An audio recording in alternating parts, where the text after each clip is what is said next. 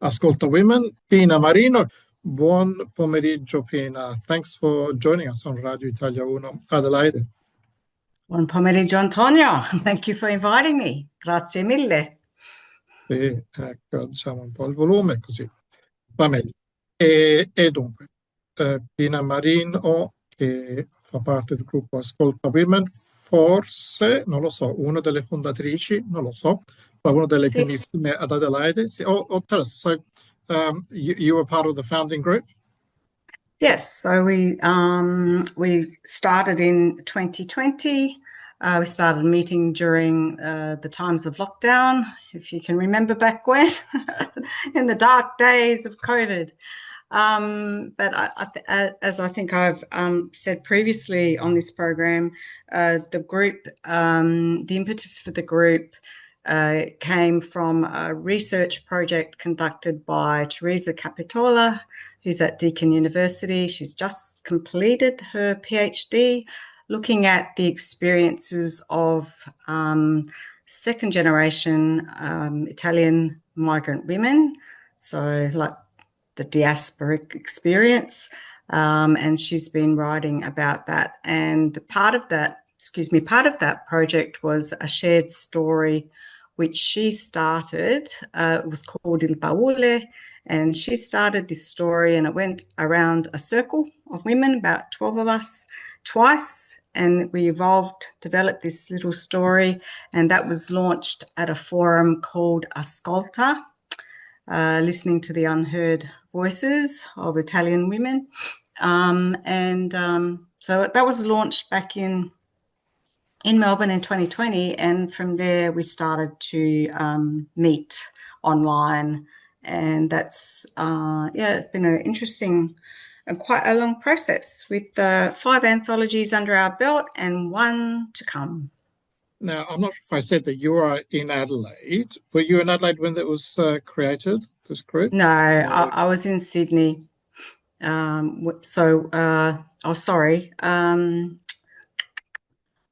was in Sydney when I met Teresa, when she started her research, and then I was working for an organisation called It's So Well, Italian Social Welfare, Wollongong. When COVID hit, I was in Wollongong, and then I decided to come back to Adelaide to care for my mother, who was a widow living alone.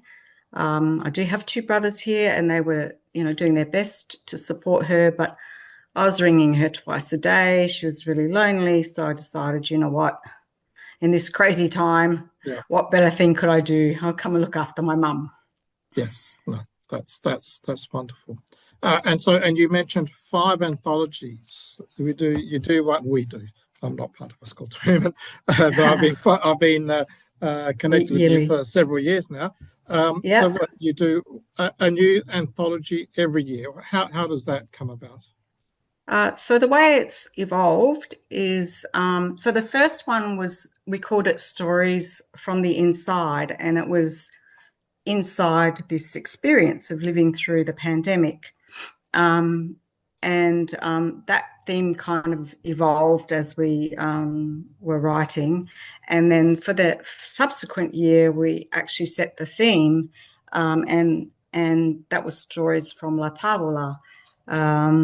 Stories, not a recipe book, but stories about food, the importance of food in our culture, and stories around the things that happen around the dinner table. I think you wrote about your experience cooking with your mum. Is that right? Was it 100 stories, 100 recipes?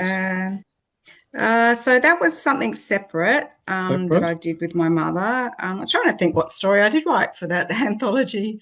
And was that one launched in Adelaide? At the San Giorgio La Mollada Club? The first one, Stories from the Inside, was launched here, and then the Tavola was launched in Mildura, and the 3 after that have been launched in Melbourne with the support of Coasit Melbourne. They've been very helpful. And that's when I discovered we had a friend in common in L'Aquila, one of my schoolmates, Franco Fiorillo, somehow was also in your Facebook group. Well, I met him online through Facebook, and then I've ended up meeting him in person a couple of times in Italy. So we were part of an artists group because I dabble with art as well as writing. And yeah, that's been a lovely group that we were part of, and we still stay in touch, but the group has kind of is not as active as it was in the beginning for various reasons. One of us passed away, and you know, life brings us challenges and other priorities, and yeah, so you know, things come and they go. Life ebbs and flows, so do groups. And our group, Ascolta Women, it's a bit like that too. We have around 70 members, but some members are more active at different times. Like, for example, myself, I had a year out this year from the executive committee because I had so much else going on, but I've decided to rejoin. So, you know, ebbs and flows, depending where people are at with their life and commitments. And it's pretty fluid like that, and open. And so one a year, which is usually launched at or near the International Women's Day.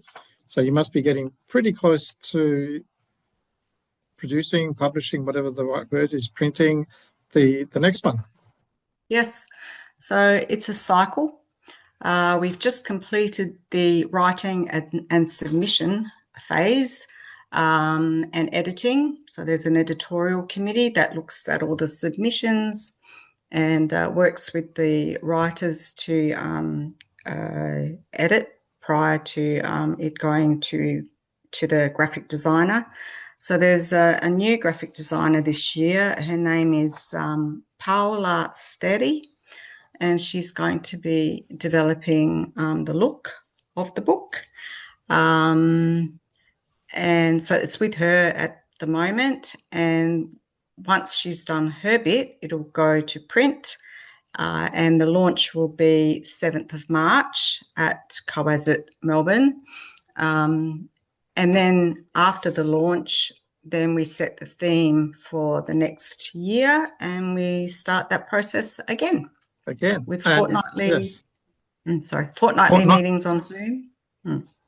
And I should say, Ascolta Women has broadened its purview. You started off as being entirely or mostly authors, female authors from Italian background, but your members cover other arts, other forms of artistic expression. Yeah. Yeah. So we have some members are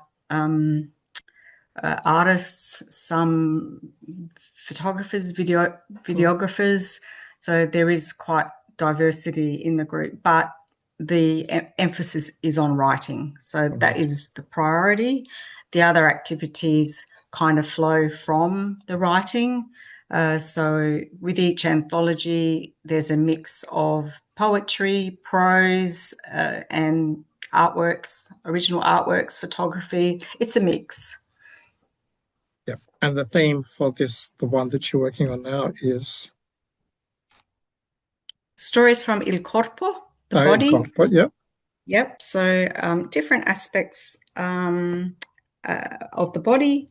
There were a series of workshops with different prompts, and the prompts led to, you know, however the women felt like expressing themselves.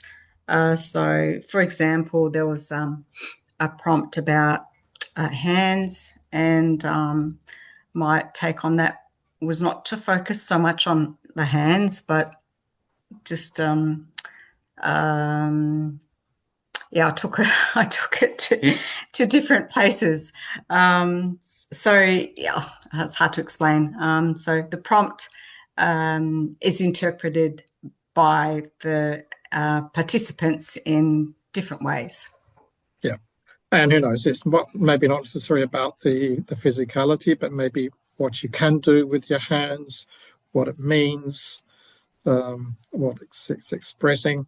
Okay. Yeah. And of course, we know that in the Italians, hand gestures are a very important part of language. So who knows? Maybe someone would have written about that but we'll find out Yeah. next year. Yes. So 7th of March, that will be launched in Melbourne. And we're hoping to do something in Adelaide as well, but that's just been talked about at this stage. We just had 2 events that we've participated in with the Adelaide Italian Festival. Can I talk about those briefly? Yeah, okay, well, let's do this. Let's have a short break now for some messages from our sponsors, and we'll come back and speak to Pina Marino from Ascolta Women. So, Pina, you were just starting to talk about, before the break, an event that you held during the Adelaide Italian Festival. So what was that? Yes, so Ascolta Women was involved in 2 events as part of the Adelaide Italian Festival. We organised one called Vieni, Ascolta, Scrivi, and that included a writing workshop. So we had a dozen women come along to that, and we're hoping that a few of those will want to join us because we would like to grow the Adelaide component of Ascolta Women. So that was a really lovely experience, and the women that came, the feedback that we've had is that they enjoyed it, and as I said, hopefully some of them will join us. Speaking of membership, we're just about to start the membership drive for the following year. So each year we ask members to, they can either join up for free and just have a newsletter and be invited to our events and be kept informed of what we do, or they could pay $25 and participate in the writing workshops, or they can just pay $25 and be a support member and, don't have to come to the writing workshops, but they're in our little circle. So that's just about to start, and the contact email address for everything, we're in the process of setting up a website, but the contact email address is ascoltawomen@gmail.com. If anyone is interested in joining, or if they would like to pre-order one of our the anthology that will be published in March. It's always helpful to know how many to print. So if anyone's interested in pre-ordering that, it's the same email address. So ascoltawomen@gmail.com. Yeah. So the other event we did we were invited by Australia Donna to participate in their event, and that was held at the Migration Museum, Adelaide Migration Museum, South Australian Migration Museum, on Saturday the 15th, where 4 of us from Ascolta Women were also authors in our own right. So we were kind of wearing 2 hats there as ourselves and also representing Ascolta Women. 4 of us did readings at that event, and there were other women as well that did some readings, and that was a really lovely afternoon as well. So that workshop, there was an example of what you do every 2 weeks, right? So the group of you get together, do you start talking about the theme that you want to have for the meeting, and then write? Yes, so how it works is the theme for the year is set there's a planning meeting after the launch. There's a workshop and a planning meeting, and then we take it in turns to come up with prompts for the writing workshops that align with the theme. So whoever what is a prompt? So where people like a topic to write to. So for example, with the body, someone suggested that we write about noses or hands or eyes or the body as a whole, or different takes on the theme. And then we spend 10 minutes. So we meet online, have a bit of a chat, catch up, and then shut the screens down, turn the audio off and write for 10 minutes. And often that is just stream of consciousness, just write. And then we take it in turns to read out what we've written without any apologies. Just read it. And then we give feedback to the writer. We comment on anything that might resonate with us or that we particularly enjoyed, and also suggestions to develop the piece if the writer wants to. So it's very, measured feedback, positive and encouraging. And that's the structure of the fortnightly writing workshops. And then what's happened this year is that the editorial committee will then review a piece of work that's been submitted and then go back to the writer with some more suggestions for improvements or changes. So it's, it's quite a process. It's quite involved. Yes. And you participated in both those events during the festival? Yeah. Yep. Yes. Yep. And what did you write something? I'm sure you wrote something.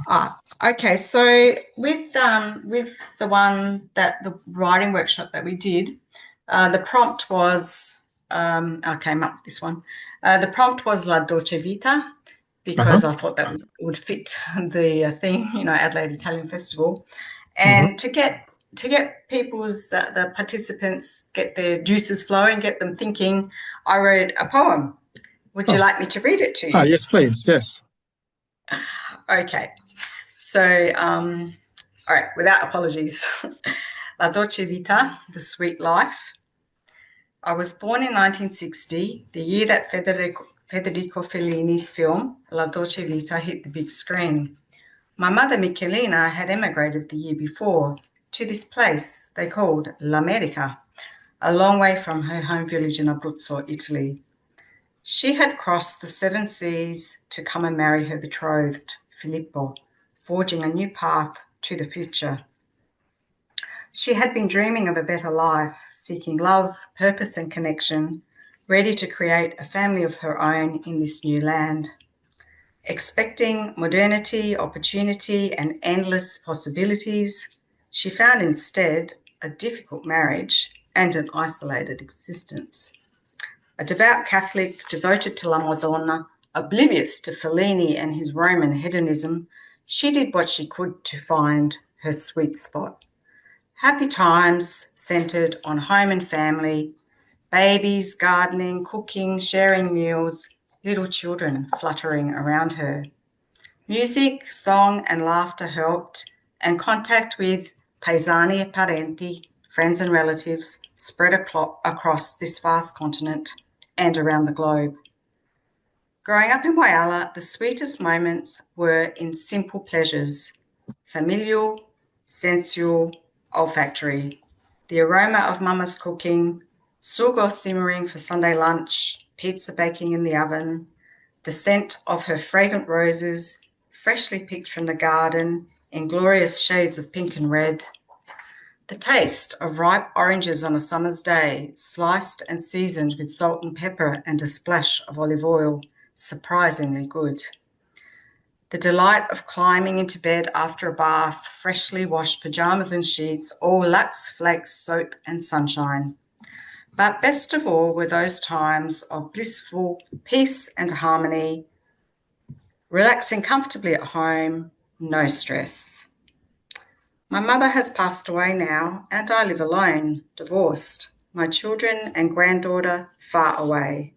It is my turn to seek comfort in the little things, appreciating those precious fleeting moments of love and connection with dear ones.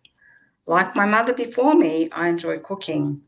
Simple, nourishing, wholesome dishes, rustic recipes handed down from my nonna. Life is sweetest in good company, where you can relax, be yourself, with no misunderstanding or discomfort, sharing food and stories that connect generations, moments that remind us of what truly matters, family, friends, love, and time spent together. That was my prompt. Yes. lovely.